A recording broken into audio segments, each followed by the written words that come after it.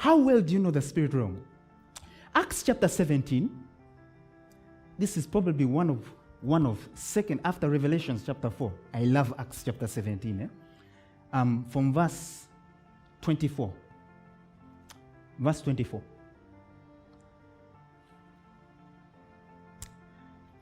This is a powerful revelation. It says, God that made the world and all things therein, seeing that he is Lord of heaven and earth, dwelleth not in temples made with hands. Next verse.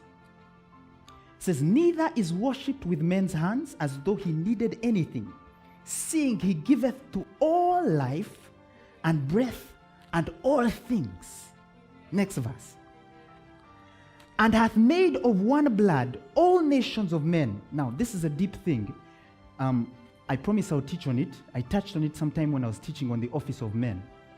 Your first identity before even your spiritual identity that you know of, is your identity as a man.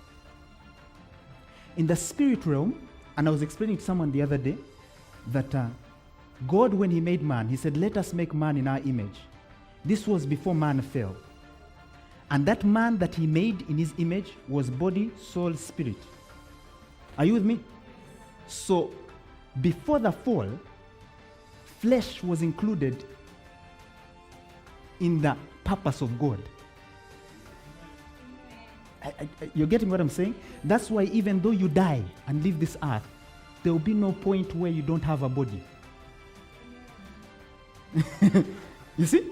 You will be body, soul, spirit. Okay? So he says here, he hath made of one blood all nations. In the spiritual realm, all these demons and all these spirits, while we distinguish ourselves according to skin color, origin, they call all of us children of God, or they call all of us sons of men. We are one category, men. While we're busy fighting each other, I'm white, I'm black, I'm fat, I'm thin, I'm Ugandan, I'm Kenyan. In the spirit world, you're all just men. Okay? Okay. He has made of one blood, so all of us, one blood, nations of men, for to dwell on the face of the earth, and hath determined the times before appointed, and the bounds of their habitation. This is very, very important. What it means is that before any of you were born, and I've taught this before, God appointed your time. Now, the understanding is this, and I need you to get it like this. There have been hundreds, probably thousands of people that lived before you, but God chose you to be born in this generation. Now, if you read through scripture, you would understand that the importance of the things that God does increase with time. Are you with me? To the extent, especially from the cross onwards, the work that God is doing is a redemptive work until we come to the end of the age where all things have been made new. The fact that you're in this last generation means you're important. You could have been in those chaps, the early ones, but you're amongst the last ones. Meaning, you're not just Kayola, you're not just a makeup person, you're not just a cook, you're not just a media person. There is something deeper, which I'm going to explain. I want you to understand, everyone can see, this is past, this is present, this is future. Oh Lord, I wish you would. This is past, present, and future. There are three people before me. One represents past, one represents present, another future. The way we see time, we see it chronologically. So you only see time based on where you are currently, and what you've been through and what you hope to go through. That's how we see time. And I've taught this before, that God from his abode sees all time at once. Now you think you might understand what that means. I'm going to break it down for you because it's extremely deep. God sees past, present, and future as now. Now if that is true, to God, all this is happening at the same time. Yes? Because he stands outside of time. He's like me. He's standing outside of it. We are inside it. Okay? is a created thing. For his own purposes, we see in the book of Genesis that the sun, moon, and stars are the first instance of time that is created.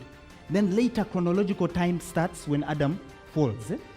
So God creates time for his own purposes. You have kinship with time because both of you are created. Are you with me? In fact, even though both of you are created, you're of a higher rank than time. Okay. Okay, now, God sees all of this at once. I'm going to take me to Matthew chapter 22. Matthew 22, I believe it's verse 32. I like to turn to my own version here. I believe it's verse 32, yes. God, this is one of the deepest mysteries, another mystery in the Bible.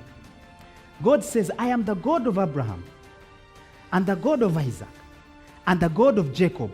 Yes? God is not the God of the dead, but of the living. Now, I found somewhere theologians arguing over this. This doesn't make sense. Because Abraham, Isaac, and Jacob from our realm are dead. Huh? But then Jesus adds and says, God is not the God of the dead, but of the living. Now, there are two ways you can look at this. Two ways. One way is that Abraham, Isaac, and Jacob, when they died, they are before the presence of God. Their spirits are before the presence of God. And so he's the God of the living and not the dead. That's one way. But the actual way you should look at it is this way. In our past, Abraham, Isaac, and Jacob existed. But they're not in God's past. You're with me? So the way God sees time, the way he sees it, he sees you in the present, at the same time seeing Abraham in the present, at the same time seeing Isaac in his present, at the same time seeing Jacob in his present. So when you're praying to God, he listens to your prayer in the present, but he's still talking to Abraham. Because to him, Abraham is not in the past. Okay, it's good. This is very okay. All time to God is taking place at once. So while you think Abraham died long ago, to God, he is. I'm getting somewhere with this. This is very, very important. Which means the concept of time to God and in God does not exist. God comes to Moses in the past. Your past. You've read it in the Bible. But to God, it's not past. It's happening. Are you getting what I'm saying? Yes. It is happening. So he comes, Moses goes up a mountain. He says, show me thy glory. The same God is showing up at the Mount of Transfiguration to Jesus. You're with me? Yes. And who shows up? Moses. Now, the perception people have is that Moses came from the dead. That does not have to be. God can take a person from their dimension to a dimension in the future.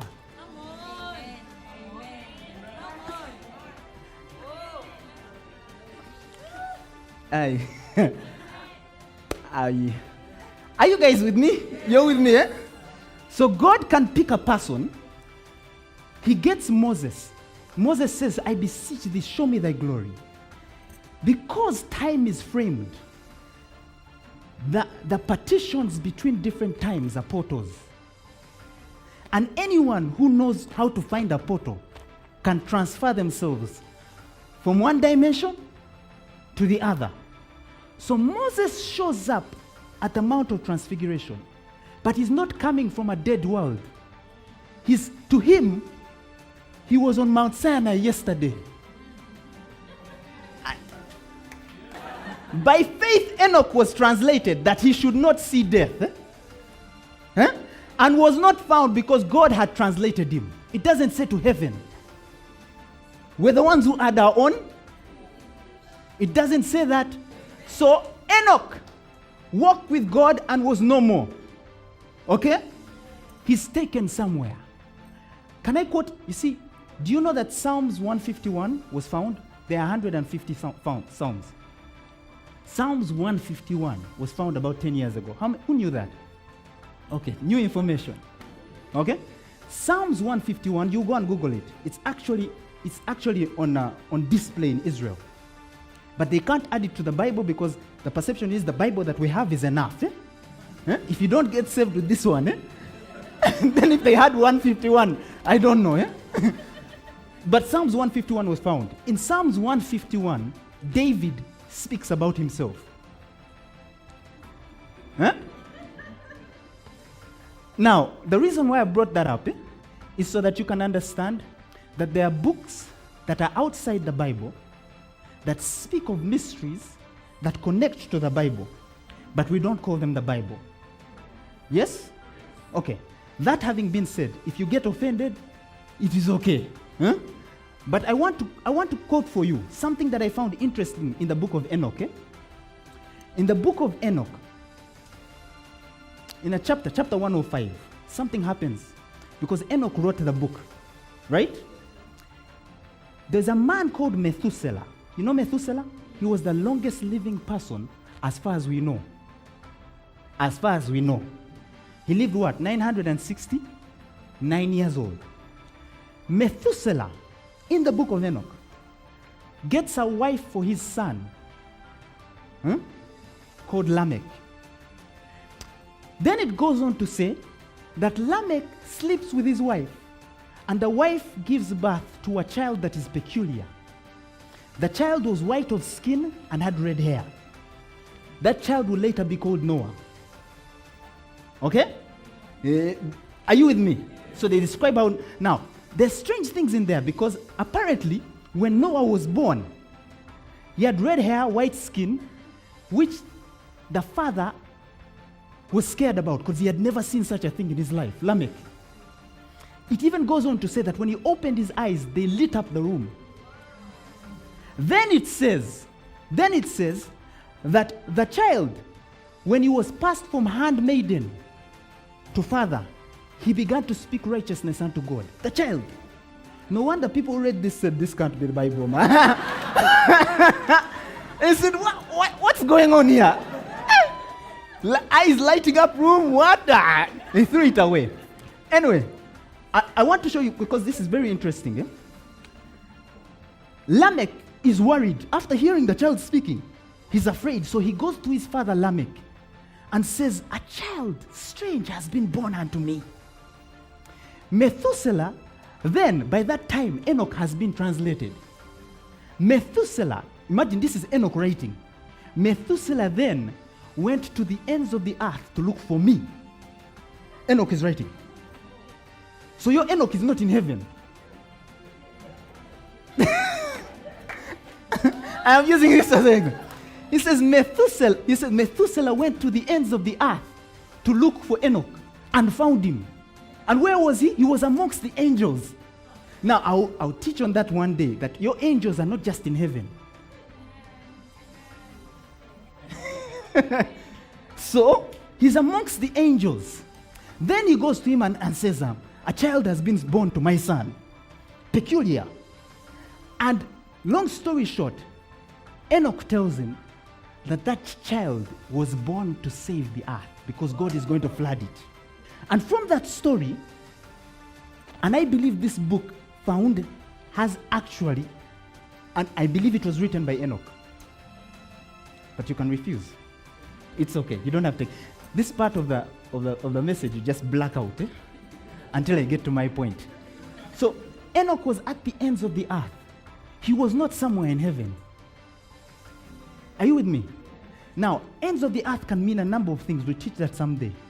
But this Enoch was translated from a point at the beginning, seventh from Adam. And then we possibly see him at the end amongst the two witnesses. Now to you, years have passed. To him, I was just there yesterday. And God picked him and took him to the end. There's a man of God called John Paul Jackson. Powerful man of God. He died a few years ago. A prophet of God. He had an experience that I think we need to get to, because I've had something similar but his was on another level. He goes to Israel with a group of people, including his wife. He's sleeping on his bed one night, and the ground starts shaking, the bed starts shaking, and two beings appear before him. And says, so he turned and saw two beings, and they said, John Paul Jackson, the Lord is of need, is of need of thee. Takes him.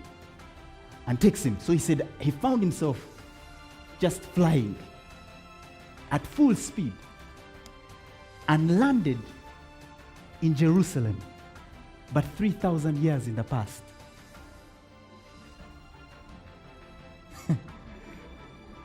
I said, today, what is this? Eh?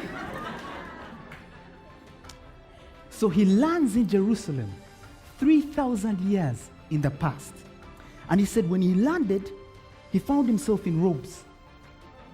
And the angels were nowhere, but he had an instruction in his spirit. Go throughout the street and speak about David. Now, the time that he landed in, David had just been anointed as king. Okay? And Saul had been rejected. All right? But Saul was still, and so he's still trying to make sense of what's happening. And he said the first thing that he experienced was the atmosphere, the smell, the stench, mixture of urine. He said soil, dirt, feces. And he looked around, he saw people were extremely dirty. Now, most of us in Bible movies, you see guys clean. you can't walk in that dust. And he said kids were covered in mud, and it killed his movie perception. Anyway, so he says he sees all this dirt one. So he's standing there, and he realizes that when people are speaking ancient Hebrew, his mind interprets it into English. And his mind would interpret in English, and then he would find himself speaking ancient Hebrew. Okay? Very interesting scenario. So he speaks to these guys, and inside him, he has an assignment. And he tells them that David is going to be the future king, and he'll be the greatest king you've ever had. And people are standing there, and some of them believe him, some of them don't. And according to his experience, he says he was there for hours, maybe even days. And he started thinking about his wife that he had left behind. Because in the US, in Uganda but in the US, when someone is missing, you can't get your insurance until after 7 years, because they might be found. You understand? So he was thinking, my wife, 7 years. He's thinking like normal human perception. Meanwhile, he's here speaking Hebrew, getting to know people. Long story short, he says he walked down a street saying the same message. David is going to be king, and so on and so forth. And so while he's standing there thinking to himself, what do I do next? He looks across the road and sees David, young David. Now, should I stop? No. I already have you. You can have your seats. I think people keep them in your mind. So he looks across and sees young David. Now, David looks and sees him, and he's watching him. He's talking to a group of people, but he's watching him. So he says he decides to walk away, and suddenly David says, you, first come. But in Hebrew, So he says, you're talking to me? He says, yes, first come. So they meet in the middle of the road. Now he describes David as having dark red hair that flowed. It's not curly, flowed. And he said at that time, because he's a young man, he was short, and his hands, he says, were like baby's hands. That's what he says. So David looks at him and says, I know who you are, and I know who sent you. And he says, we shall meet again. Now, I want you to understand, just from that scenario, young David was prophetic. At that age, had a relationship with God to be able to know when someone is not of his world. Some of us here, we welcome angels unknown. You're just like, you mean that was an angel? But here's a guy at 17, maybe 18, who knows, years old. And already, all these guys have been talking, all these people have been talking to this guy and don't know. But he just looks at him and he knows who he is and who has sent him and why. And he said, when David said, we shall meet again, 2 carts passed, because they were in the middle of the road. 1 cart full of melons passed behind him, another one in front of him, and he found himself in his bed. Now, he asked the Lord, what's the purpose of this? And the Lord told him, and this is extremely deep, he told him, there is a deeper dimension to the cloud of witnesses than you know. Because people think cloud of witnesses are just saints who just come, they can come from the past. And the Lord told him, I never do anything without a witness. So he picked a man from 2010, took him 3,000 years later, so that he could be witness of what God was going to do. Now, the same happens even in the past, because time is the same. It hasn't gone. People are moving back and forth. It is happening now. People are moving back and forth. And so someone from the past can appear in the present as a witness. That's why you see in the book of Nahum, chapter 2, someone is describing helicopters. And he doesn't necessarily have to have seen it. He was taken, he could have been taken there. Are you with me? Are you with me? So here's my point. God is omnipresent. He lives in all circumstances, all scenarios, all places. There is no place where God can go. For example, if I move from here to here, where I've moved to, I was not there. But it cannot happen with God. God cannot move to a place he was not. Because he was already there. Huh? And so there's no such thing as a place where he isn't. So if he's in all time, he sees you when you're born, sees you when you do that cussing, and still gets you born again. And I'm telling you, even at this point, when Jesus turned to his disciples, he said, lo, I will be with you even unto the end of the age. There are 2 ways you can look at that scripture. Either Jesus is talking to the disciples and to generations that will read the scriptures, that I will be with you. Or Jesus is actually in every age, every scenario, every point. And he says, I'll be with you until the end of the age. So right now, God is with you. But right now, you're also in eternity celebrating for the work. Are you getting me? For the work that you've done. Oh my God, this message. That is why you can understand grace. Because it's not a right now thing. It has been completed from the time you were born until the end. If you understand that truth, you can't surprise God. You can't come up, now, people can come up with new ways to sin and surprise us. But you can't surprise God. Now, if that is true, and it is, okay, why do you worry about tomorrow?